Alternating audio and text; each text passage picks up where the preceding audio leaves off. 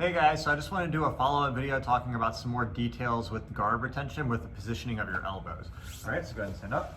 So often when I'm watching people try to defend their guard and they're defending, they have their elbows more on the inside of their legs or up here, kind of like it's separated from your legs. So for base guard retention, I really don't like this. This makes more sense like if I was boxing or like you had to defend a kick or something. But in reality, we want our arms under our legs for multiple reasons. One, it kind of keeps my lower body and upper body closer together when I'm tighter like this. When I'm on the inside, it kind of separates. Like you're getting on the inside of your legs, it keeps your leggers farther out, which makes it easier for the guy to separate this elbow knee space. So if I'm here like this and you grab my leg and start pulling it outward, it's way easier to sneak inside of this than it is here.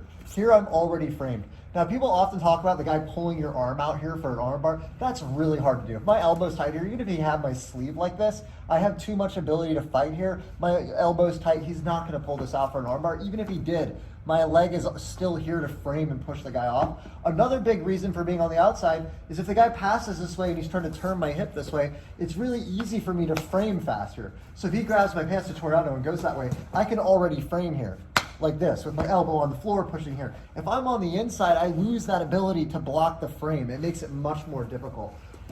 If I'm in the process of a forward shrimp here, right, like where the guy comes in, the last technique I showed on the previous video, and the guy comes in with his knee here, when I'm on the outside here like this, stay tight there, right, I have my elbow framing and I'm overlapped on my leg. So it's way easier when I forward shrimp out to frame. Now I have forearm pressure, go up this way just a little bit. But now I have forearm pressure on the leg, and if he goes down here, my knee to center back up and fight. But when you come here, even though it feels like you're really doing good, his knee can now open this down. Go back. So his knee can now press my leg open. If he uses his knee like a wedge to open this, he's on the inside of this leg. So me being here, he can open this position outward. Versus here like this, and the more he pressures in, he can't get into that. I forward shrimp out, I get the space, and I can center up. Also, from a grip fighting perspective, when I'm here with my hands low like this, as he's trying to make grips, I can have my legs moving and making my initial grips. I'm closer to his ankle, I'm closer to the sleeves. Here like this, I have to go all the way back out to grab the ankle. If I get the sleeve, I'm in kind of a weird position. It's just really difficult. So I always tell people when they're defending their guard, focus on defending your hips. Don't focus, you're not trying to block, punch, you're not boxing. You're down here like this, legs moving like this. If he fast goes to the side, I'm framing, I'm fighting, right? If I get pushed out to the wrong side like this, here like this, in here, is again, it's easy for him to use that knee to wedge my knee downward open, whereas here I'm protecting it, right? If I forward shrimp out here like this, I can start working. Scoot back a little bit. Another possibility that people have mentioned with the forward shrimp is when I forward shrimp out this way, sometimes the guy will try to go to north-south. I have a video on escaping north-south that'll go really well with this video to discuss it more in depth, but just showing loosely here is as I forward shrimp out, it's possible that he drops towards north-south. But as long as I have my elbows framed well here, with this strong block on like the elbow to mid-forearm right here, it's really hard for him to get heavy. Right, and I know that's coming, so I can frame, and now I can wiggle my legs, swing my knee in, push, and start working my way out. One more time.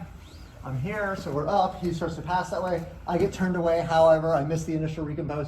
I'm here. When I forward shrimp, I want to try not to do it so that I put him in north-south. You want to try to get good at actually staying more centered. So see how I didn't push him to north-south?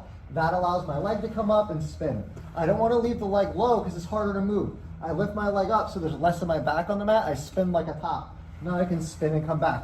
That being said, if I do mess up or he comes around again, and as I do it, he does start to go to north-south, have those elbow frames ready. From here, I want both legs off the floor because if I have it on the floor, it's hard to move. As he puts his weight down, put your weight down, you can grab my back too. Yeah, like this. See, I can swing, get my knee in, push, loop this foot over, and start recomposing. All right, guys, if you have more questions about the position, go ahead, comment, let me know. We'll try to build off of that. Sorry for the camera angle. We didn't have a partner today, but I think you guys still got the idea. As always, if you guys like the content, the best way you can help is like, share, subscribe. Also, check me out on Instagram at JohnThomasBJJ.